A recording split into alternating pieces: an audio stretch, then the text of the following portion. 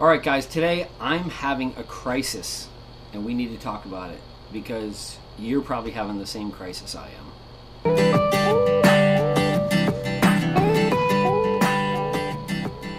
Alright, what crisis am I talking about? Today I want to talk about the crisis of clutter. That's right, clutter, stuff.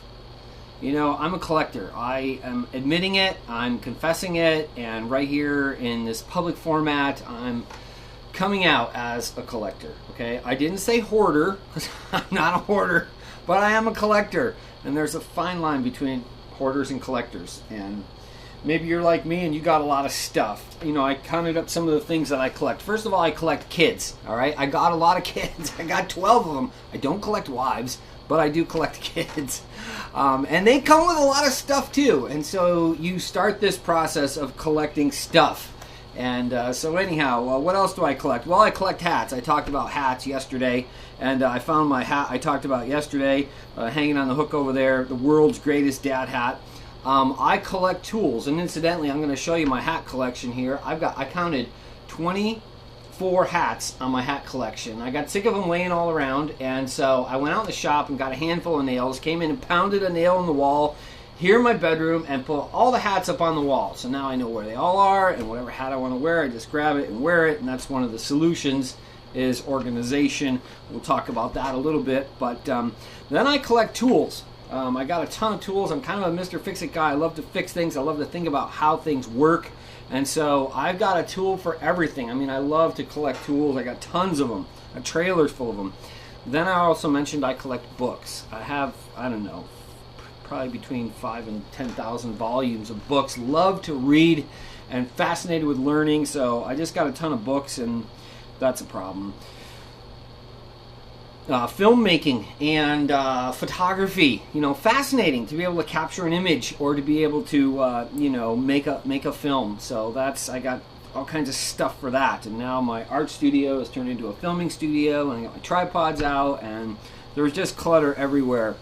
Art. I love art, so, you know, collecting artwork, original artwork, analyzing artwork. I just bought over Christmas time a book on the history of art, and so I'm just kind of getting tapped back into that.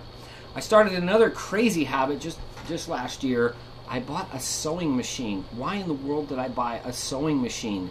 Because I wanted to build some new cushions for my boat, and they wanted $5,000 to build new cushions for my boat, so I went and bought a sewing machine, and I made them myself. So now I have this sewing habit and all this sewing stuff and snaps and buttons, and I made a bimini for around the boat and stuff like that. So yeah, it's crazy. Then there's traveling. I mean, we've traveled all over, just taking an interest in places from around the world. Hunting. I love to hunt with my kids, so you know, there's the hunting and all the gear and the bullets and the guns and all the stuff that kind of go with that. So got into surfing a few years ago as we traveled around the country. I love the ocean. Man, ocean. There's nothing like the ocean. I grew up living not too far from the Atlantic Ocean. And then, of course, in California, love to go to the ocean. And we traveled the coast from Route 1 from San Diego all the way up. So just lots of collections. Here's one of my favorite collections. I already showed you my coffee cup collection the other day. But this is one of my favorite mugs by a potter guy named Corky here in Minnesota. And here's a really nice vase that he made. And why am I bringing these things up? Because our word in Proverbs today, there's so many things in here that I'd like to talk about. And I want to call your attention to three very special verses. Verse 16 talks about endurance and recovering from failure. That's huge. Verse 24 is about rebuking the wicked, and I'd love to talk about that today. And then verses 30 and so on talk about the sluggard and what does it mean to be a sluggard. But I'm not going to talk about any of those, because what really struck me was verse 3, and it says this: by wisdom a house is built, by understanding it is established, and by knowledge the rooms are filled with all precious and pleasant riches. Three things: wisdom, understanding, and knowledge. Great things come in threes. These is rhetorical devices, and as I thought about that, the last one, it says, and by knowledge all the rooms are filled with all precious and pleasant riches. When I read that, all the rooms are filled, you know what I spent yesterday doing? Organizing, cleaning. Great to do that on these cold winter days, but I realized I got too much stuff. right? Do you have that problem? Do you have too much stuff? It says, by knowledge, the rooms are all filled with precious and pleasant riches. And I thought, that is so cool.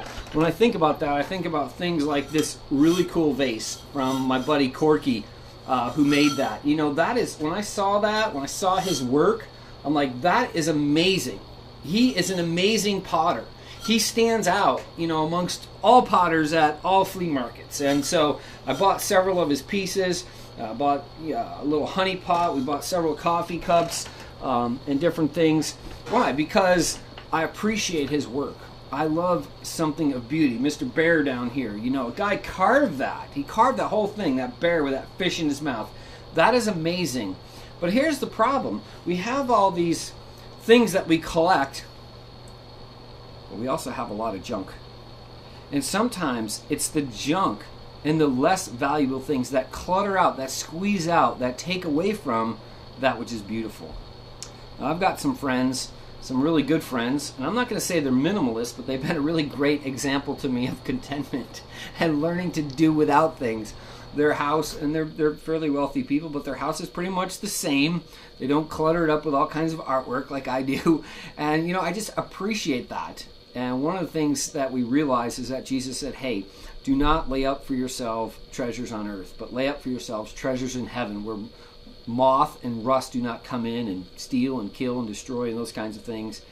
And so, on the one hand, we realize that the rooms of our homes are filled with all precious and pleasant riches as we seek the Lord, as we find knowledge and wisdom, as we're able to collect things that we think are cool. And that's one of the neat things about being an American.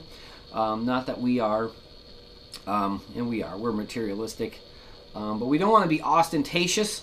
Ostentatious is an interesting word. We don't want to just be collecting things and having things to show off or to be fancy or drive a fancy car or wear fancy clothes just to impress others. Ostentatiousness is doing things to impress others. I'm not impressing anybody by this coffee cup. I just love this coffee cup. It's a great coffee cup. I mean, there's a million things about this thing, or a lot of things about it, that are just very cool and very creative. And so it is about a lot of things in life. And I want to fill my life and my world with things that are very cool, very creative, very useful, very utilitarian, not just to impress people. But we also have to realize that sometimes it's the good things in life that take away from the best things in life. And as I think about my life in this current stage that I'm at, as kids are moving out and it's time to declutter and move some things on, and some old hobbies like hunting that we've not been part of too much in recent years are kind of going by the wayside, and we're picking up new ones. You need to take time to organize that stuff and keep it all straight and to align your priorities.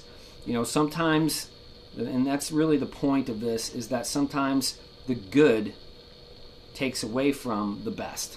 And we have a lot of precious and pleasant riches, cool things, neat things, things that are remarkable, and we want to be able to participate with those, use them, see them.